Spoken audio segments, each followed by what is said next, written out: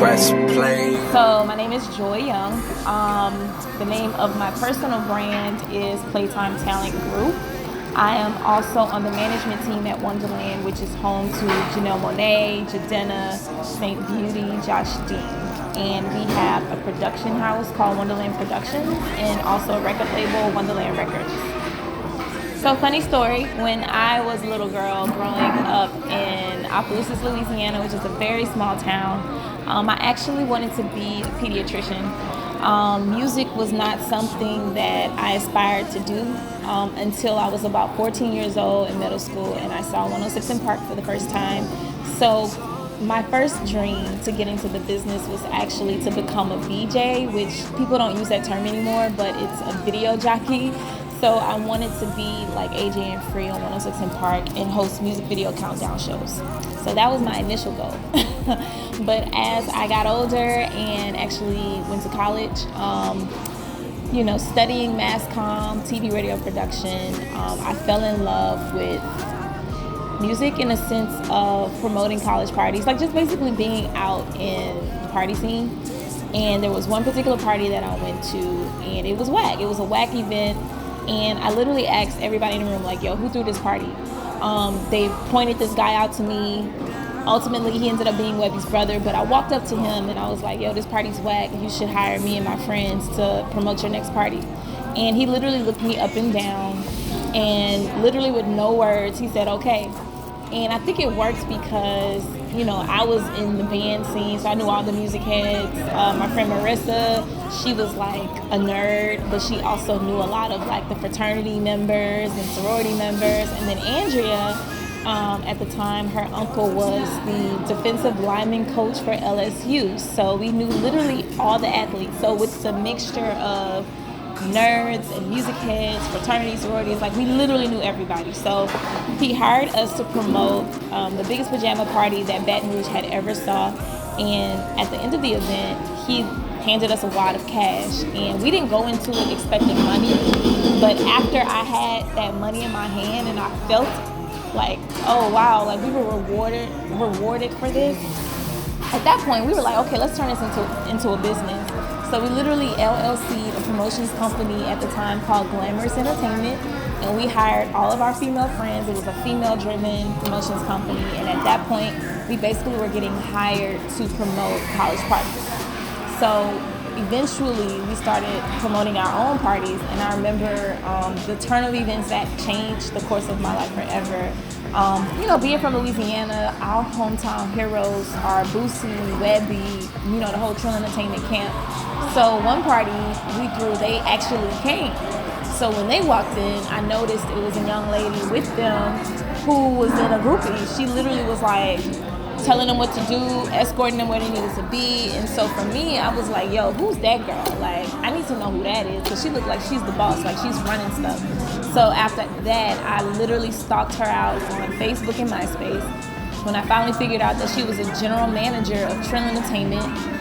Keep in mind, I was a huge fan of Webby since my senior year in high school. So to find out that there was a woman who was running the label, I literally hit her up on MySpace. I slid in her DMs and I asked her I literally just told her, I was like, yo, me and my homegirls, we started a promotions company. If you ever need help promoting any of your projects, hit us up. And at the time, we had only promoted parties. I never once thought that she would hit us up to promote a project, like an album, but I put it out there in the universe. And of course, she didn't respond. She did not respond until maybe 2 months later. And I'll never forget, it was like October. We started our company in August, and she responded in October and said, hey, me and Turk, who was the CEO of Trill Entertainment, have been watching what you guys are doing, and we want to hire y'all to promote Fox's Street Gossip album. And she asked us to meet with her. So when I got that response, I immediately went back to my business partners and I was like, y'all, they want to hire us to promote an album. We had never promoted an album, so we basically looked it up. We looked up contracts. We drafted a contract. We didn't know nothing about contracts, but we drafted one up. And we literally, it's so ironic that I'm sitting in a coffee shop. We asked her to meet us at a coffee shop. And at the time, I kind of understand it now because I'm in the business. Like, when we met with her, she was on the phone. She wasn't paying us any attention. We handed her, we slid. It was like the mafia. Like we slid her the contract. She was on the phone. She read it, and then she signed it. And then once she signed it, we looked at each other like, oh shit. Because the whole thing was like, you know, how much do we charge? You know, we don't know what the rates are, but we put a number on the paper and it was $2,500. And I mean, that's not a lot of money to most people.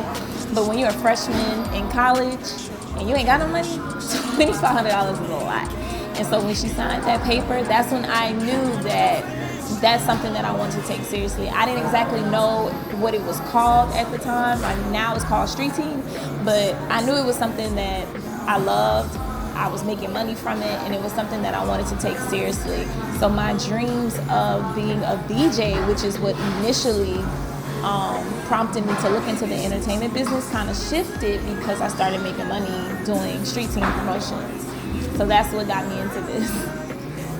Awesome. I bet you didn't know any of that. Love, to me, every day I wake up doing what I love to do. And that is a blessing. It is a blessing to have love. I mean, love, everybody should feel love and should have love, but when it comes to working, everybody's not blessed to do what they love to do. So for me, I don't take the love of what I do for granted, and I don't take what I do for granted. So that's how that's the concept of love that I appreciate every single day.